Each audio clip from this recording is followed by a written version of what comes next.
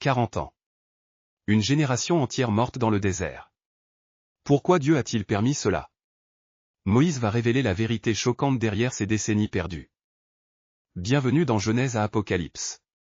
Aujourd'hui, Deutéronome chapitre 1 à 4, Moïse révise l'histoire d'Israël. Nous sommes dans la plaine de Moab, face à Jéricho. 40 ans après l'Exode, une nouvelle génération se tient prête à entrer en terre promise. Mais d'abord, Moïse doit leur enseigner les leçons cruciales du passé. Voici les paroles que Moïse adressa à tout Israël, au-delà du Jourdain, dans le désert, dans la plaine, vis-à-vis de Suf. Deutéronome 1h1. Moïse commence par un rappel géographique précis. Puis il révise la sortie d'Égypte, la révélation au Sinaï, l'épisode tragique des espions, et les 40 années d'errance. Chaque événement contient une leçon spirituelle vitale. Prenez donc bien garde à vos âmes, puisque vous n'avez vu aucune figure le jour où l'Éternel vous parla du milieu du feu, à Horeb. C'est plus qu'une révision historique, c'est une préparation spirituelle pour les défis à venir. Détail négligé numéro 1, le timing de cette révision. Moïse ne commence pas par l'histoire, mais par annoncer, après qu'il eut battu Sion et Og. Pourquoi réviser l'histoire après une victoire? Parce que le succès récent rend les leçons du passé plus crédibles. Détail numéro 2, les espions ont dit que la terre était bonne. Nous montâmes et nous explorâmes le pays. Ils prirent dans leurs mains des fruits du pays, et dirent, c'est un bon pays. Ils ont confirmé la promesse de Dieu, mais Israël a choisi la peur. Détail numéro 3, Moïse ne peut pas entrer à cause de vous.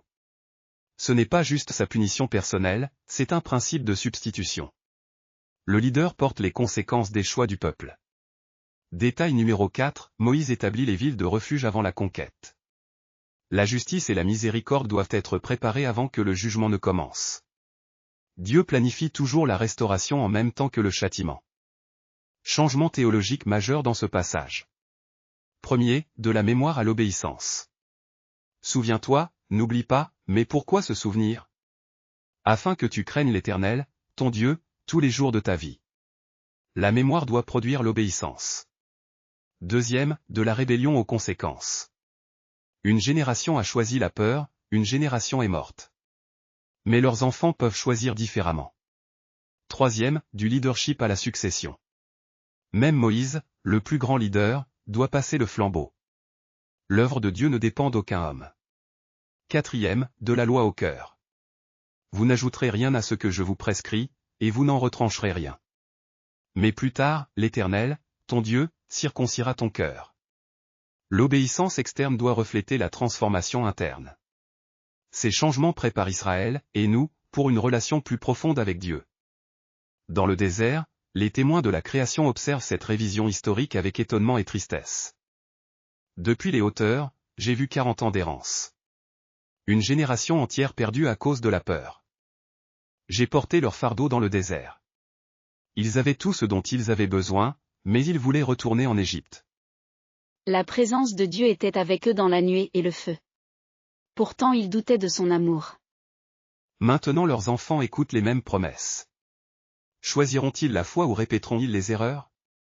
Moïse ne peut pas entrer, mais il prépare fidèlement la nouvelle génération. Quel sacrifice d'amour! La création gémit encore, mais elle espère. Cette génération peut briser le cycle de rébellion. Application pratique pour nous aujourd'hui. Premièrement, révisez régulièrement l'histoire de la fidélité de Dieu dans votre vie. Comme Moïse avec Israël, rappelez-vous les victoires passées pour affronter les défis présents. Deuxièmement, enseignez aux générations suivantes. Vos enfants, vos disciples, votre Église, ils ont besoin d'entendre comment Dieu vous a conduit.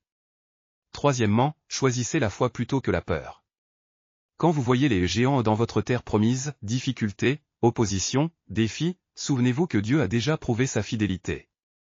Quatrièmement, reconnaissez l'impact de vos choix sur les autres. Comme la génération du désert a affecté ses enfants, nos décisions influencent ceux qui nous entourent. Cinquièmement, préparez la justice et la miséricorde. Comme les villes de refuge, nous devons planifier la restauration, pas seulement le jugement. Prions ensemble, Seigneur, comme Moïse a révisé ton histoire fidèle avec Israël, aide-nous à nous souvenir de ta bonté dans nos vies. Donne-nous le courage de choisir la foi plutôt que la peur. Aide-nous à enseigner fidèlement aux générations suivantes. Et prépare nos cœurs pour hériter de tes promesses. Que nous ne répétions pas les erreurs du passé, mais que nous marchions dans l'obéissance vers tout ce que tu as préparé pour nous. Au nom de Jésus, Amen. La semaine prochaine, nous continuerons avec le grand commandement de Deutéronome 5 et 6. Que Dieu vous bénisse dans votre marche avec lui. Abonnez-vous pour plus de contenu d'études bibliques.